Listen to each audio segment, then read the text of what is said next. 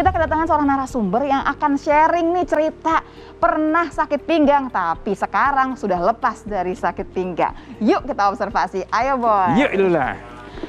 Hai Ibu Lucy, apa kabar? Baik. Silakan duduk Bu Lucy. Cakep nih, jalannya juga enak aja. Kita observasi lebih jauh ya. Jadi gimana sih ceritanya nih Bu Lucy? Sebetulnya di awal pandemi itu kan ada WFH ya. Saya coba, biasa kan ibu-ibu mulai tanam-tanam ya. Oh, nah itu mulai berkebun, terasa. yes. Berkebun mulai terasa kok. Tapi ya saya abaikan aja, saya pikir cuma mungkin salah mengangkat atau apa gitu. Seminggu tuh pasti 2 kali pijet gitu loh. Jadi Itu kan rasanya tuh sakit pinggangnya. kayak mau patah ya. Tapi yang kerasa adalah sakit, kadang-kadang panas, mau patah pinggangnya Iya. rasanya. Sejauh ini yang bantu adalah tadi pijit-pijit itu. Betul. Ini kalau yang rasanya sakit pinggang tuh modelnya dari awal gimana udah tergambar dari ceritanya Bu Lucy. Iya. Tapi barangkali yang nggak tergambar sama Bu Lucy itu adalah gini, apa sih penyebab yang sebetulnya nih sampai sakit pinggang?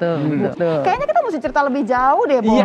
Oke, ya jadi saudara ini saya akan jelaskan penyebab nyeri pada daerah pinggang. Ya, jadi kalau kita lihat nih pinggang kita ini ada tulang, kemudian ada ototnya. Nah, kita lihat ini ya. Jadi kalau otot ini kram atau kaku, maka ini akan dirasa sakit yang luar biasa. Tapi yang menyangga otot ini di dalamnya itu ada tulang. Pilar utamanya adalah tulang belakang kita. Kita lihat ini tulang belakang. Ini adalah gambaran tulang belakang yang normal. Ya, jadi dia ada bentuknya. Lihat, ini ada bentuk C terbalik. Nah, bentuk yang sebelah sini ini adalah bentuk tulang belakang yang tidak normal. Ya, lihat bentuk C terbaliknya hilang dan itu lebih lurus. Dampak dari perubahan bentuk tulang ini akan menyebabkan masalah pada serabut saraf dan juga pembuluh darah yang ada di sana. Nah, ini kita lihat ya, perubahan bentuk dari anatomi tulang belakang tadi akan menyebabkan tekanan pada tulang, kemudian daerah persarafannya akan terjepit. Ya, jadi yang rasa panas, rasa kejepit itu adalah di sini. Nah ini ya, jadi yang kuning ini adalah saraf, kemudian ada perubahan anatomi dari tulang belakangnya, saraf itu akan tertekan dan kemudian akan terjepit dan ini rasa sakitnya luar biasa Lula. Boy, karena posisinya nggak bener, bantalannya melejit ya Boy. Betul sekali dan Lula. dia bisa nekan yang namanya si saraf di sana. Sakitnya udah pasti lebih juara sakitnya itu ya. Kita kenali dulu penyebabnya. Tadi kan kalau kita lihat saraf ini terjepit, maka dia akan dirasakan selain di tulang belakang juga terus menjalar ke area kaki.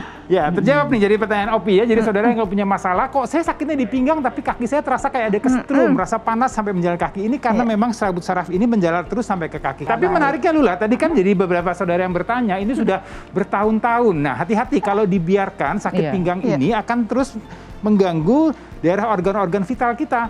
Ya, kita lihat ini, kalau kita lihat utamanya kita fokus di daerah tulang belakang, di daerah pinggang sini. Ya, kita lihat ini bisa berpengaruh pada pencernaan kita. Kemudian usus besar juga, daerah ginjal, kandung kemih, dan juga organ seksual. Jadi dampaknya sangat banyak sekali, saudara. Jadi kalau ada keluhan masalah sakit pinggang, ya awalnya mungkin sakit yang biasa. Tapi kalau dibiarkan terus-menerus, ini akan mengganggu fungsi-fungsi organ vital pada tubuh kita.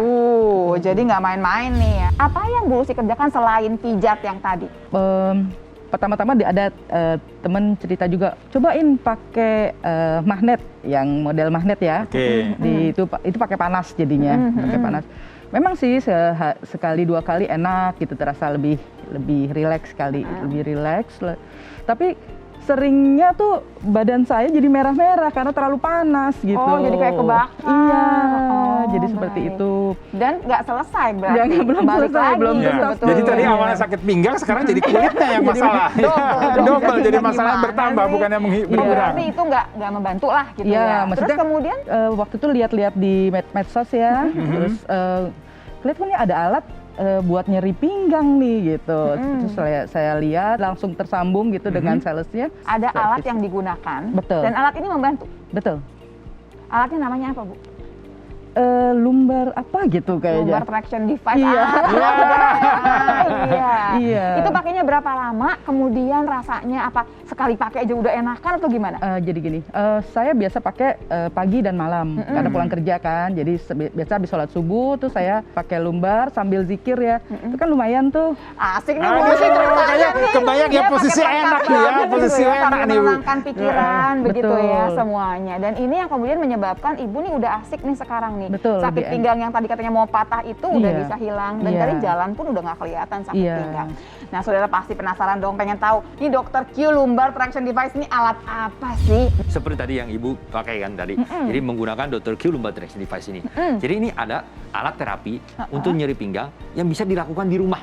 Ih, enak banget. Nah, Di itu. rumah, katanya kapan saja, di mana saja. Betul sekali. Karena gini loh, kalau yang namanya sakit pinggang terjadi bukan karena sehari 2 hari, tapi karena kumulatif. Kebiasaan duduk berdiri yang salah semua itu menyebabkan cedera pada pinggang kita, perubahan posisi pinggang kita. Oh, Makanya kita baik. harus punya alat yang portable, bisa lakukan di rumah dan terus-menerus itu baru efektif.